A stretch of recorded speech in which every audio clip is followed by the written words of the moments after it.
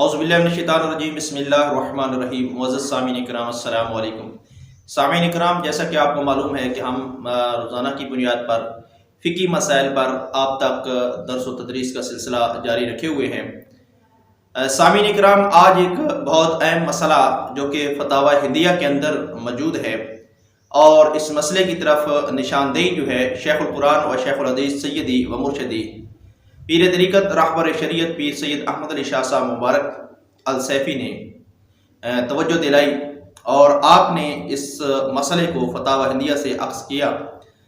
بہت پیچیدہ مسئلہ ہے اور کبھی شاذ و نادر ہی ایسا مسئلہ کسی کی نظر سے گزرا ہوگا، علماء کرام نے تو اس کو پڑھا ہوگا، لیکن کبھی کسی کے ساتھ ایسا مسئلہ پیش آئے تو ہم نے ضروری سمجھا کہ اس پر بھی وضاحت کر دی جائے، اس کا جواب بھی دے دیا جائے۔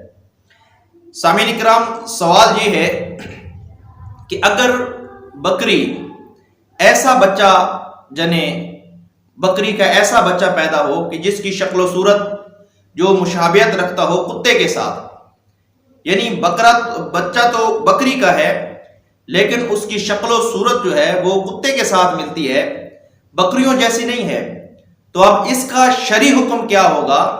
کیا اس ایسے جانور کی، ایسے بچے کی جب وہ جوان ہو جائے تو کیا قربانی جائز ہوگی یا نہیں ہوگی، یا اس کا گوشت کھانا حلال ہوگا یا حرام ہوگا؟ تو سامعین کرام، اس کا جواب بھی فتاوی ہندیہ کے اندر موجود ہے، کیونکہ یہ مسئلہ فتاوی ہندیہ سے لیا گیا ہے۔ تو فقہاء کرام فرماتے ہیں کہ اگر وہ بچہ کتے کی طرح بھونکتا ہے، جب آواز نکالتا ہے تو ایسا لگتا ہے جیسے کتا بھونک رہا ہو، تو وہ کتا ہی تصور کیا جائے گا اور اس کا گوشت کھانا حرام ہوگا۔ اور اگر وہ بچہ منمناتا ہے، بکری کی طرح آواز نکالتا ہے، تو وہ بکری تصور کی جائے گی اور اس کا گوشت کھانا حلال ہوگا۔ اب سوال یہ ہے کہ کبھی کبھی تو وہ کتے کی طرح بھونکتا ہے اور کبھی کبھی وہ منمناتا ہے، یعنی دونوں طرح کی آوازیں نکالتا ہے، تو اب اس کے لیے شرعی حکم کیا ہوگا؟ اب فقہاء کرام فرماتے ہیں کہ اس کے سامنے پانی رکھا جائے گا۔ اگر تو وہ کتے کی طرح پانی پیتا ہے، زبان سے اٹھا کر پانی پیتا ہے، تو پھر اس کا گوشت کھانا حرام ہوگا اور وہ کتا تصور کیا جائے گا، اور اگر وہ بکری کی طرح منہ لگا کر پانی پیتا ہے تو پھر وہ بکری ہے، اس کا گوشت کھانا حلال ہوگا۔ اب سوال یہ یہاں پہ پیدا ہوتا ہے کہ کبھی کبھی تو وہ زبان سے پانی اٹھا کے یعنی کتے کی طرح پانی پیتا ہے اور کبھی کبھی وہ منہ لگا کر پانی پی لیتا ہے، یعنی دونوں صفتیں، دونوں خصلتیں اس کے اندر موجود ہیں، تو اب کیا کیا جائے؟ تو اب فقہاء کرام فرماتے ہیں کہ اس کے سامنے گھاس بھی رکھا جائے اور گوشت بھی رکھا جائے۔ اگر وہ گوشت کھائے تو پھر وہ کتا ہے، کتا تصور کیا جائے گا، اور اگر وہ گھاس کھائے تو پھر وہ بکری ہے، بکری تصور کی جائے گی۔ اب سوال یہ ہے کہ اگر وہ دونوں چیزوں کو کھا لے، وہ گوشت بھی کھاتا ہے، وہ گھاس بھی کھاتا ہے، تو اب کیسے پتا چلے گا کہ اس کا گوشت حلال ہے یا حرام ہے؟ تو پھر جو ہے فقہاء کرام فرماتے ہیں کہ اس کو ذبح کیا جائے۔